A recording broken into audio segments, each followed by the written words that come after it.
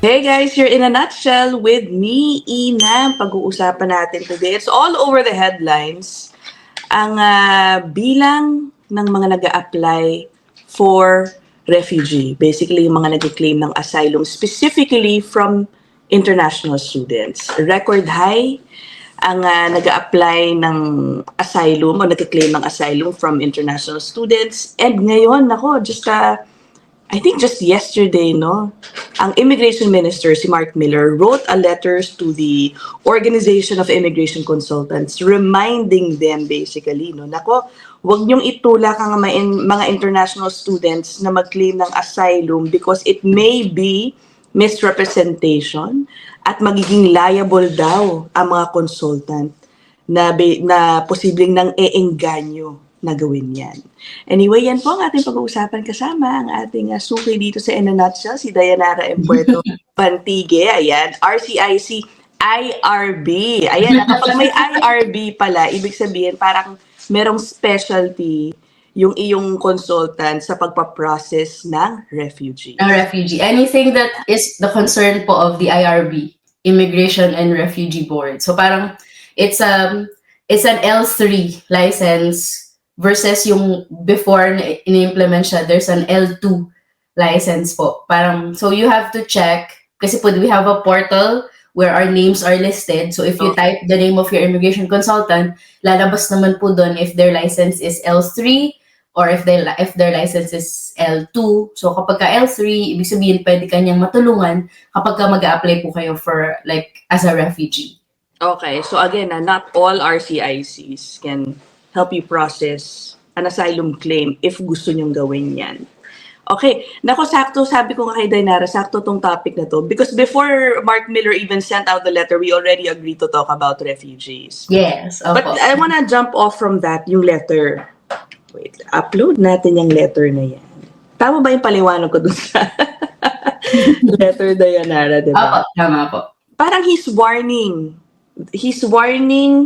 the College of Immigration and Citizenship Consultants na, huy, bakit dumadami ang bilang ng mga international students na nag-claim ng asylum? Dapat mag-ingat kayo dahil it could be misrepresentation kung merong mga consultants na tumutulong sa mga international students sa gawin yan at pwede kayong habulin, bawal yan sa batas. Parang gano'n. Mm-hmm. Yeah, so, what do you think about this letter, Dayanara? I mean, honestly, it irritates me a little bit because we know this already. As immigration consultants, this has been grilled to us in school na you cannot advise a client to purposefully misrepresent themselves. Yeah. I mean, honestly, there are consultants po kasi who are willing to assist clients without signing yung tinatawag na use of representative form, which means na parang nagiging ghost consultant sila na parang ina-advise nila na sige gawin mo to pero hindi ko ilalagay yung pangalan ko, I'm not gonna put my name. So this will look like a DIY application but on the side you're helping me and also paying me. Nako po. So, that's the thing. Another mess, Ina, is there are immigration consultants who will support you or be your representative because syempre you're gonna pay a retainer fee. So, syempre, magbabayad ka na retainer fee na, let's say, half of the amount. And then, there are people who are desperate na, sige, kahit wala akong chance, basta gusto ko lang matry, basta gusto ko lang makapag-stay ako sa Canada, gagawin ko. Third is, ito, naririnig ko to, there are consultants who are advising people na, hindi, sige, basta mag-apply ka ng work permit, ilalagay ka sa maintained status or implied status habang hinihintay mo yung resulta ng isang mong work permit na in-apply. Tapos pwede kang magtrabaho para lang makapagtrabaho ka kasi hindi naman ganun kabilis po ang proseso ng work permit. It can take a few months. So parang because you are put under maintained or implied status, you can continue to work until This is also from being an international student. From international student or from a PGWP holder or from an LMIA holder, mga workers sila. Kasi po, di ba kapag ka may valid status ka as a worker, tapos nag-apply ka ng bagong work permit, merong maintained status yun sa gitna. Di ba? Parang habang hinihintay mo yung resulta ng pangalawang in-apply mo, makakapagtrabaho ka pa. Tapos yung iba pwedeng ma-invite sa PR. So, ang lagi kong sinasabi sa clients ko dyan, ang work permit laging may basihan. So, paano ka makakapag-apply ng work permit honestly para lang mapunta ka sa maintained status? Paano mo ina-navigate yung pag-apply ng work permit na ganun? Anong sasabihin mo kay visa officer? At kung ano man ang sasabihin mo, understand na maaari itong magdala sa'yo towards misrepresentation, which is yung point nung letter ko ni Minister Miller na ano yung sasabihin ng isang international student na dahilan niya kung bakit siya mag-a-apply ng asylum. Parang ano yung point niya? Totoo ba yung sasabihin niya? O ang gagawin niya is magsisinungaling siya. Parang palalabasin niya na yung sitwasyon ng bansa nila is malala. Parang hindi siya policy ng Canada. Ganun ba yung gagawin niya? Which, on all counts, mahirap yon because misrepresentation, Ms. Ina, it doesn't have a statute of limitations. Okay. What does that mean? What does that mean? Kahit na 20 years nang nangyari, yung misrepresentation na ginawa mo, citizen ka na, PR ka na, 20, 30 years later, they can still haunt you and they can still catch you and remove that. Uy, ganun? Opo, because of misrepresentation. Oh, wow. Okay. But do you think that letter means that automatic denied ka kapag international student ka seeking asylum? Ganun ba yung pinaparating ni Mark Miller na kapag international student ka kinonvince mo nga kami na gusto mo mag-aral dito at may pera kang mag-aral dito na tapos ngayon sasabihin mo may threat pala sa bansa mo kaya gusto mo naman maging refugee. Parang automatic denial ba yun? Kasi some would think na, nga, nag-misrepresent ka na to begin with. Opo. No. IRCC by law is obligated to check each and every application and provide them with due diligence. So, each of these 14,000 applications will be checked. Kaya lang na, I think, na-force si Minister Miller na mag-letter na kay John Murray is because yung 14,000 na yun, it will take its toll sa sistema ng IRCC and it will take its toll doon sa mga talagang nagke-claim ng valid so posible pa rin na kapag international student ka, mapagbigyan ka ng asylum claim. On what grounds do you think na hindi ituturing na ikaw talaga ginamit mo lang yung student pathway para makarating dito at mag-claim ng asylum? Opo. So there are basically two types of refugees, kind of. There are convention refugees, yung mga nasa labas ng Canada na darating sa Canada as tourists, tapos sa border, magpa-file sila ng asylum. Yung mga nasa Canada na ang tawag sa kanila is person in need of protection. So sila yung mga nasa Canada na, pero hindi sila makakabalik sa mga bansa nila safely because of mainly three things. So danger of torture, risk to their life, or risk of cruel and unusual treatment or punishment. So yung tatlo na yun. Most people, medyo mahirap patunayan yung danger of torture, especially sa Pilipinas, because we don't have that history. We're not like, other countries na merong ganun silang history of torture, especially with women or with gay men. Meron silang... How about extrajudicial killings?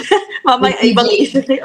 Yes, actually, I was reading last night about this refugee case ng isang witness sa Senate sa Pilipinas. Parang witness siya sa Senate ng Pilipinas talking about extrajudicial killings during the time of President Duterte, the drug war. So parang nag-a-apply siya ng asylum sa Canada. Nasa Canada na siya, nag-a-apply siya ng asylum kasi there's a risk to my life because I was a witness in a Senate hearing. Ganyan. So, what happened was he or she was denied. Oh, wow. Kasi ang sabi ng IRCC, there are other witnesses in that Senate hearing who are safely in the Philippines, who are able to gain protection from the authorities na meron sa Pilipinas. So why can't you do the same? I see. O ba? O kaalain mo, ginamit din pala talaga yung dahilan na yun. Yes. Meron totoo, Ms. Ina. Talagang ginagamit nila yun to be able to say. Kasi gagamitin mo na lahat ng pwede mong tuli.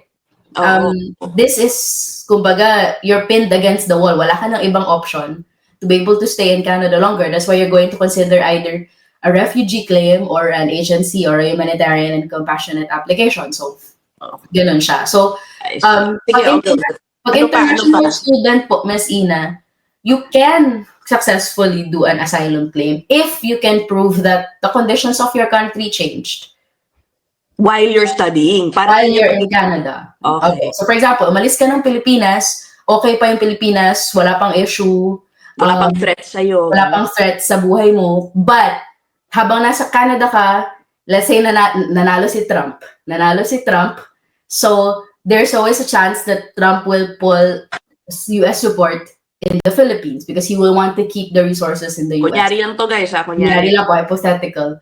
And then what happened is China took over.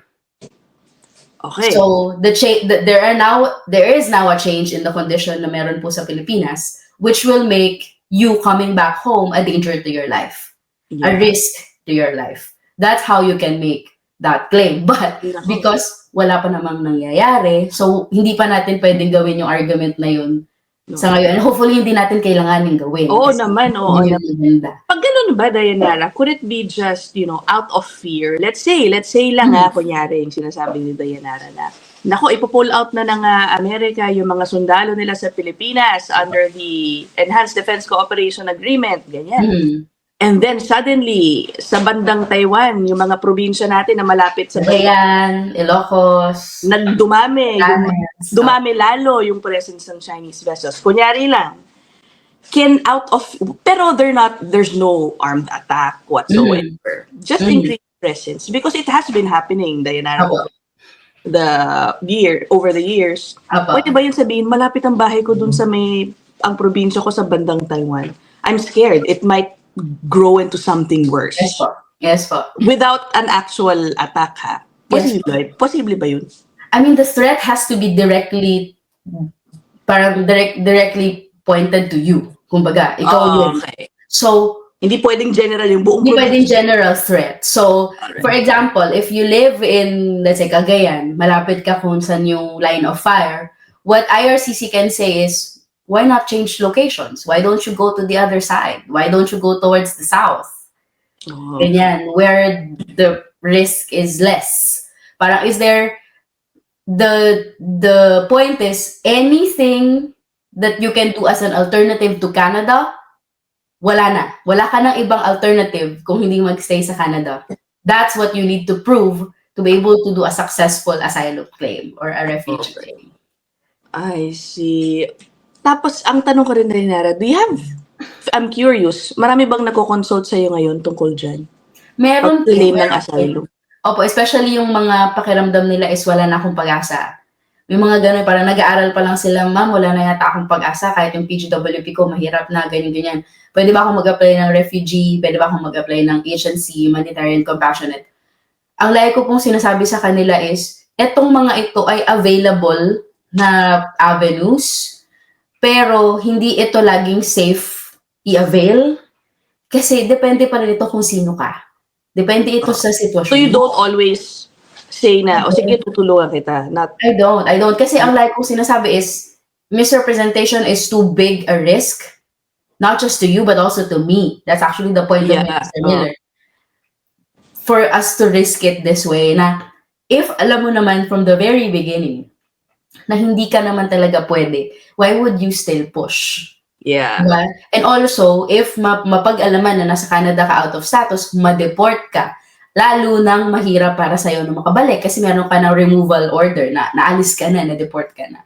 So, parang akin, ang point ko is always try to preserve the chance to come back to Canada. If that means voluntarily leaving the country when your status has expired, then do it because that preserves the chance for you to come back. Whereas kung ma-deport ka, mahuli kang TNT na deport ka.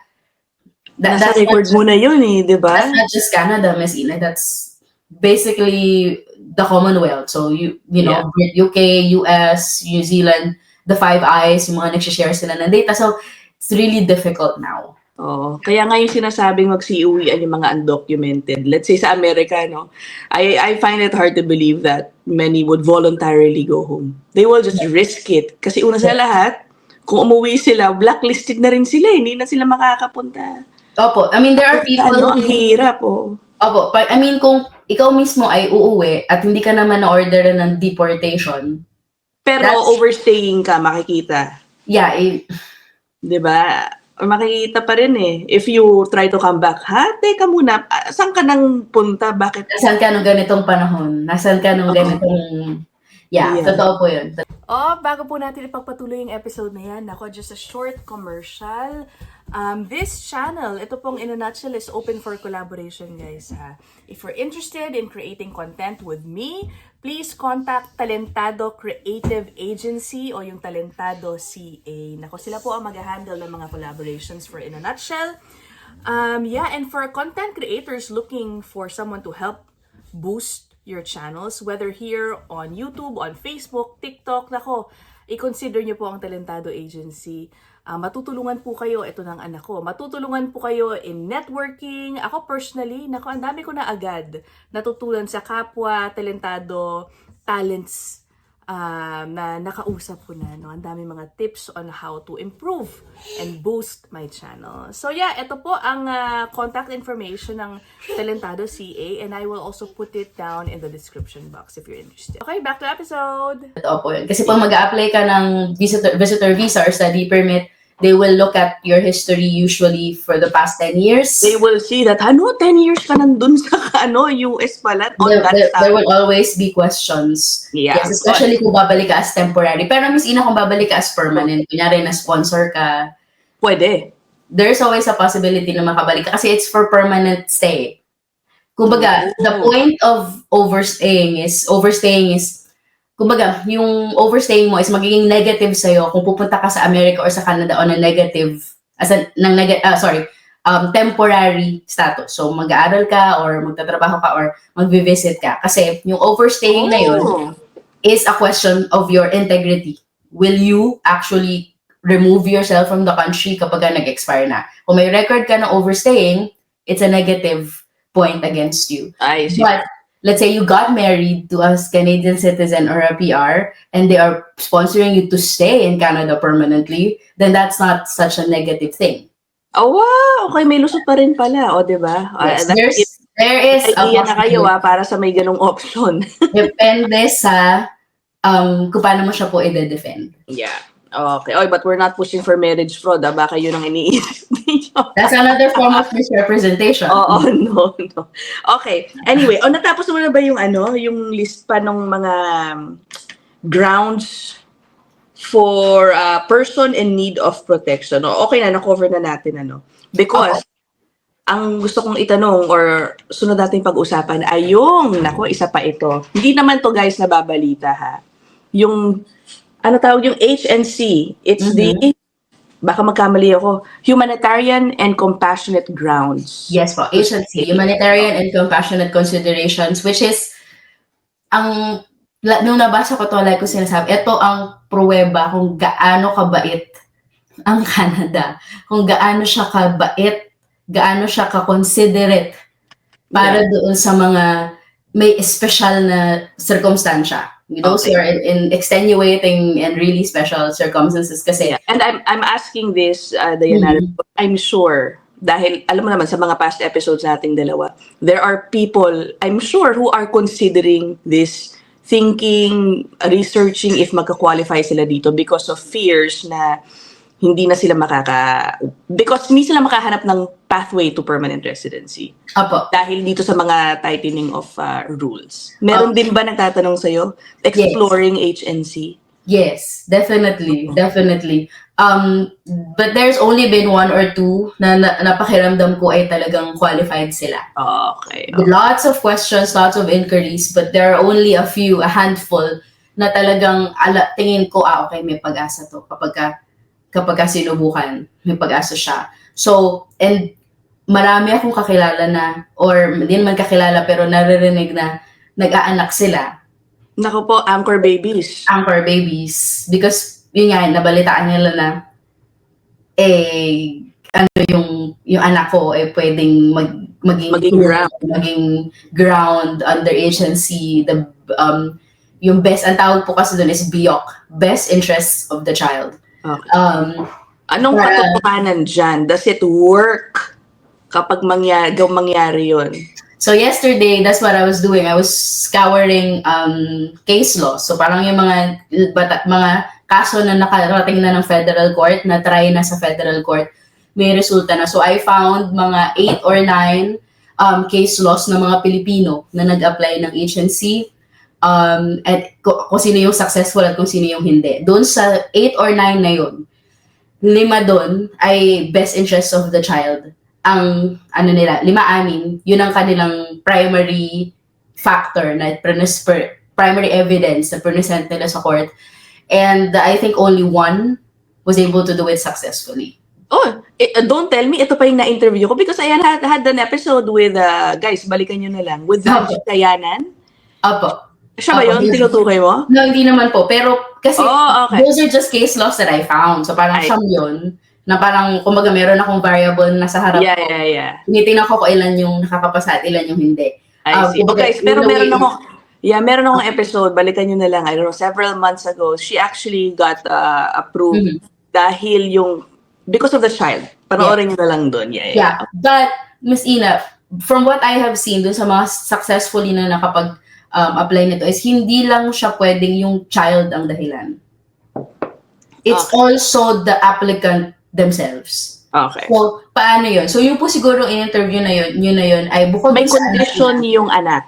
Apo, bukod doon sa anak niya, kung meron siyang special conditions yung anak, aside from that is, ano din yung characteristic ng tao na mismo nag-a-apply. Nasa Canada ba siya? Meron ba siyang history of working in Canada? Honestly, meron ba siyang history of tax payments? Meron ba siyang community ties? Meron ba siyang church or parang community group na active siya doon? It's not just, hindi pwedeng dun lang sa best interest of the child kasi dun sa iba na pinauwi nila, ang katwiran nila is, it is also in the best interest of the child to be with his or her parents sa Pilipinas. Whereas being alone in Canada. And also, the child can always choose to come back to Canada when they're older because their citizenship will not be taken away. I see. Okay. So parang... Again, hindi guarantee Hindi guarantee na pag ikaw ay may anchor baby, magagrantan ka ng agency. Opo. So parang the core of agency application is ano ba yung sitwasyon mo? Yung bang sitwasyon mo ay talagang kakaiba na kailangan ka naming tulungan? Na yung bang buhay mo ay parang similar to refugees. Ano yung bang buhay mo will be severely negatively affected should you be sent home? Kasi may case ako nabasa kagabi na talagang I was so fascinated because it's for an 80-year-old, 70, 80-year-old woman na nasa Canada as a visitor for a long time. Matagal na siyang visitor, pabalik-balik siya. Yung anak niyang 2 ay nasa Canada, tapos meron siyang sakit, meron siyang cancer. So parang dinenay yung una nilang application ng agency dahil may cancer siya. So parang katwiran ng IRCC, nung officer ay masyado kang makaka-burden sa social services ng Canada. So, yun. Tapos dinala nila sa court. So, ang sabi ng judge, hindi unfair yung pagkakatrato doon sa matanda kasi matanda na siya, 2 anak niya ay nasa Canada, may mga apo siyang pinalaki na nandito sa Canada na maapektuhan pag pinauwi siya, hindi siya makakapagpagamot at walang mag-aalaga sa kanya kasi wala na siyang ibang kamag-anak na natira sa Pilipinas. So they granted her agency. Compassion nga talaga. Compassion talaga. Because it's really parang and then meron siyang church community na active siya, nagvo-volunteer siya sa mga ganitong bagay. So parang ipinakita lahat yon nung mga anak niya, na parang ang sabi nila is, we are Canadian citizens, we are PRs, we cannot just drop everything in Canada to come back to the Philippines and take care of our mother. It is much more practical for us to let her stay here. But she cannot remain as a visitor for such a long time because it will take a toll on our financial means. So this is why we're asking that you make her a permanent resident so that we can retain her here and she can have the benefits of healthcare habang nandito kami na inaalagaan siya. So parang ang akin, ang ginawa ng judge is parang winay niya yung pros and cons. These are 2 Canadian citizens or PRs and their families and children versus 1 person na kakailanganin ng tulong. I think they can manage balansado, so they granted it. So hindi laging, yung iba kasi sinasabi nila, bata ka pa, makapagtrabaho ka pa sa Canada, malaki pa yung silbi mo, kumbaga. It's not always like that. Because there's always it is humanitarian and compassionate. Okay. It is your responsibility to actually prove that your case is humanitarian and compassionate. Tsaka ang nabanggit mo sa akin kanino, dapat parang last resort na talaga tong HNC. Yes. You have to prove to the government, tama ba, that you've exhausted all possible options, including all possible pathways, parang ganyan to stay. Yes. To stay in Canada legally. There was a case na nabasa ko kagabi na out of status yung babae for 12 years in Canada, and yun ay naging negative point sa HNC application niya kasi ang katwiran nung judge, sabi niya, you were here for 12 years out of status. You had a lot of opportunities to actually leave the country legally and come back legally. Why did you not avail of those opportunities? Hindi siya parang, and then parang ganun din yun, miski na may sakit din yung anak niya. Tapos parang nirefuse sila. So, it's really case-to-case basis.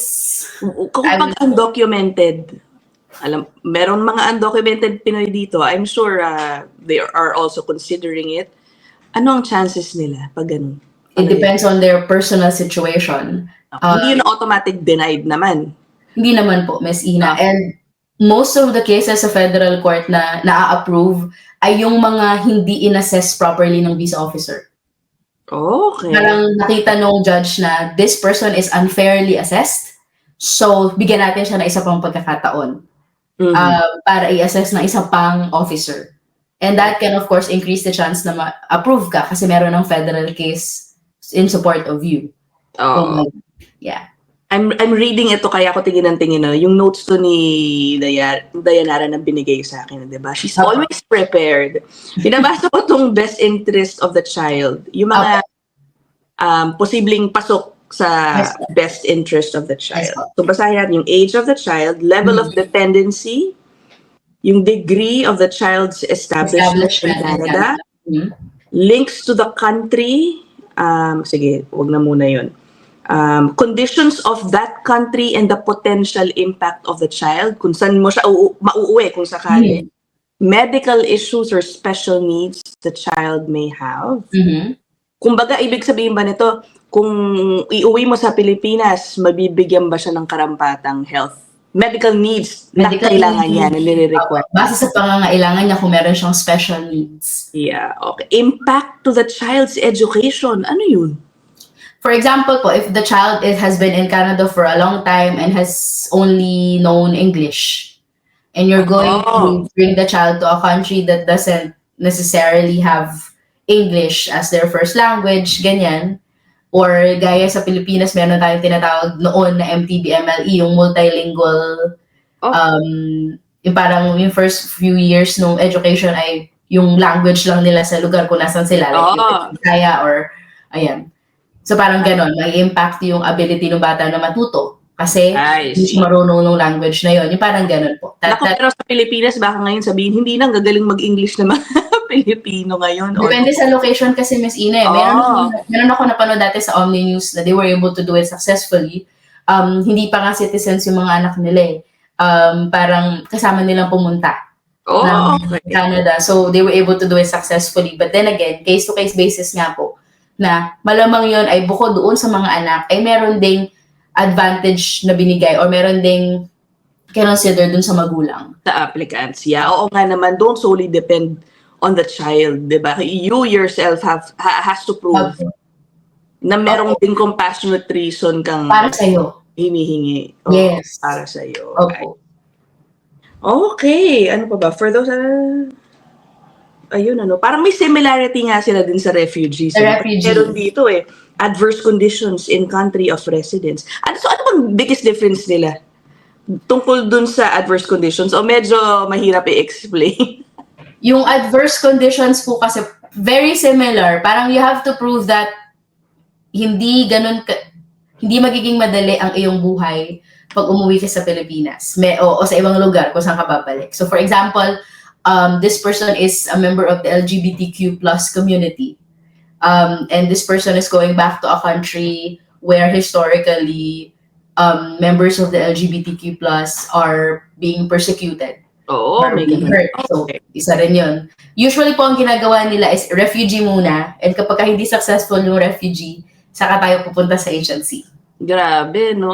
Okay. Usually, ganun. I-exhaust mo talaga lahat. Yeah, i-exhaust mo lahat ng options na maaari mong makuha or mapili para makapag-stay ka, which really difficult situation. Kaya nga po ang like ko sinasabi, kung estudyante ka pa lang o nagpaplano ka pa lang pumunta sa Canada, planuhin mo na siya ng maayos so that you don't have to go parang resort Yeah. towards these last resorts ng mga applications na ito. Correct. O, ang dami pa dito. Unusual and undeserved or disproportionate hardship na pwede mong Napakahirap yan, ma-experience. Messina. Oo, Honestly, alam mo, parang ang vague, ano? Na, napakahirap niyang i-assess na yung mga Oo. visa officer, pati yung judge ng Federal Court ng Canada ay nahihirapang i-assess yung unusual and undeserved. it could be or relative kasi, di ba? To the could be relative to the person. person, which is why an application should be properly assessed bago mo siya i-refuse. Kasi baka naman talaga merong ganito. Ang isang example ko dyan, Miss Ina, is, I don't know if you're familiar with Lowell Menorca. Andito yung link sinend ko dito. Although refugee muna siya bago siya nag-apply ng, di ko alam kung PR na siya ngayon. But he was being persecuted by a religious group. Okay. Ay, nabasa ko yung link na sinend mo pala. Yes. In the Philippines. And parang pag pinabalik ka, yun yung para sa akin magiging example ng unusual and undeserved or disproportionate hardship pag pinabalik siya. Kasi that religious group is national in scope. So wala siyang ibang pwedeng puntahan sa Pilipinas na magiging safe siya. Nawala yung grupo na yun. Kasi Parang national threaten kasi siya nung in kanya. scope. Yes po. So it is unusual to his situation. Kasi yung group na yun, hindi naman nagpa-persecute ng kung sino lang. Yeah. Yung threat na yun is exclusive sa kanya. Kasi isa siya sa inaatake. So, that's how I would define unusual and undeserved. Kumbaga, wala kang lusot kasi wala ka ibang pwedeng puntahan sa Pilipinas na magiging maayos ang buhay mo. Malawak yung sakop ng grupo na nagpa-persecute sa'yo at yung threat ay specified sa'yo. Yeah. Hindi siya katulad ng example natin kanina na yung China ay may threat sa Pilipinas. So, general yung threat sa mga Pilipino. Hindi ganun. Yeah. Ay, nako. Okay. Well, thank you so much, Dainara. Did we cover everything? I don't want to miss something. Baka ano. Yeah, yung dulo lang, Miss Ina, is parang meron akong isang case na nakita na they considered yung abuse na naranasan ng applicant dahil meron siyang immigration consultant na niloko siya. Nako po. Oh, ano nangyari? O, So, consider yun to let her Ginamit, stay. consider yun ng federal government On what para status siya? i-grant siya ng agency. It's because HNC din. Ay, yeah, agency. HNC. It's because the person, it shows kasi, Ms. Ina, that the person did everything they can to stay in Canada legally. They retained the services of an immigration consultant. They paid that immigration consultant, and that consultant, kumbaga, abused them. Kumbaga, iniwan siya, nagbayad, tapos nawala na. It is a positive factor towards the case of the person kasi nakita doon na in-exhaust niya lahat ng other possible means bago siya nag-apply ng agency. I see. Oh, Yeah. okay para sa mga naloko ng agent, na mga consultant or na mga agent. With Last evidence. resort lang yan, hindi automatic na pwede kayo mag-apply ng HNC, ha? You have to exhaust all other possible options. All Patuloy possible tayo yan. means. All possible means. And never ever fabricate stories or create stories just because you wish to apply under as a refugee or agency, because that can lead to misrepresentation and that's going to be a bigger problem down the line. Yeah.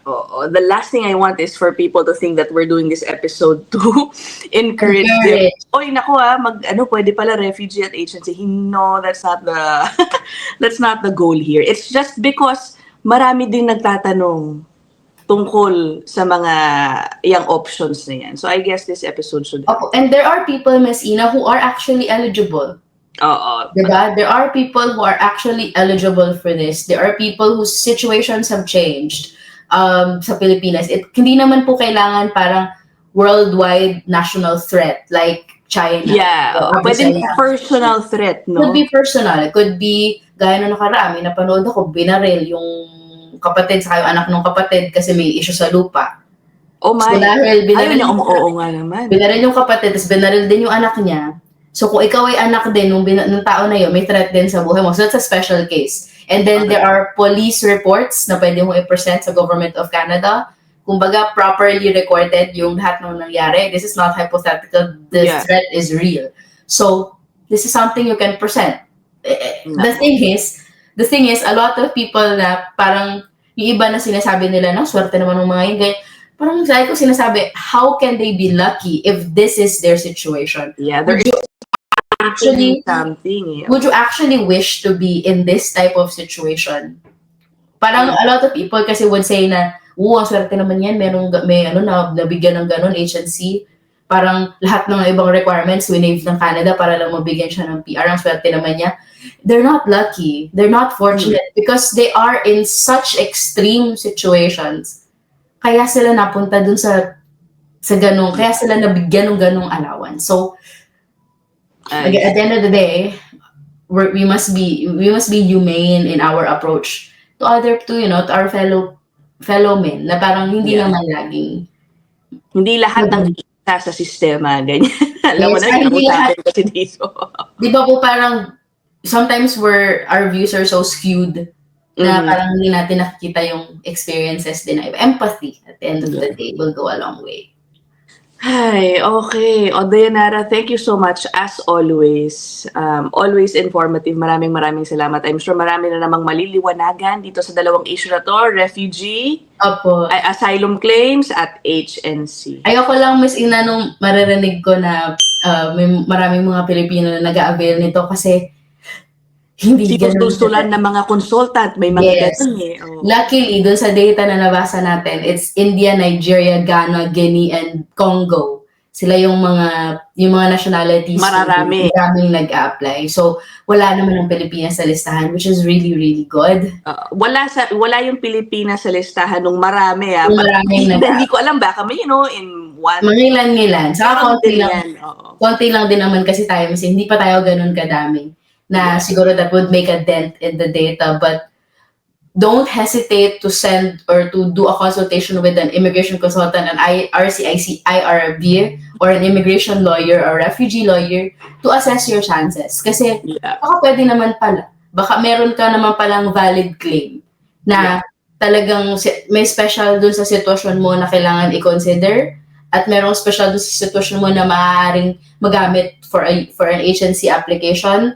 Hindi naman masamang magpa-assess po, but always err on the side of caution. Na are you actually telling the truth or are you manufacturing information to support your case? All right. Okay, yeah. Tsaka dapat yung may ganyan, RCIC, IRB para mas nila. Okay. Yes. Always ask. Are you eligible to practice before the IRB? Can you help me with a refugee application? Yeah, always ask. And as always, Dayanara's contact information will be down at the description box. Kung gusto nyo, i-google nyo lang yung pangalan niya, lalabas naman ang kanyang contact information. Okay, thank you so much, Dayanara. Maraming salamat as always. Thank you, Miss Ina. As always, enjoy your trip. Oh, yan. We'll end this episode here. I'll see you guys in the next one. Okay, bye!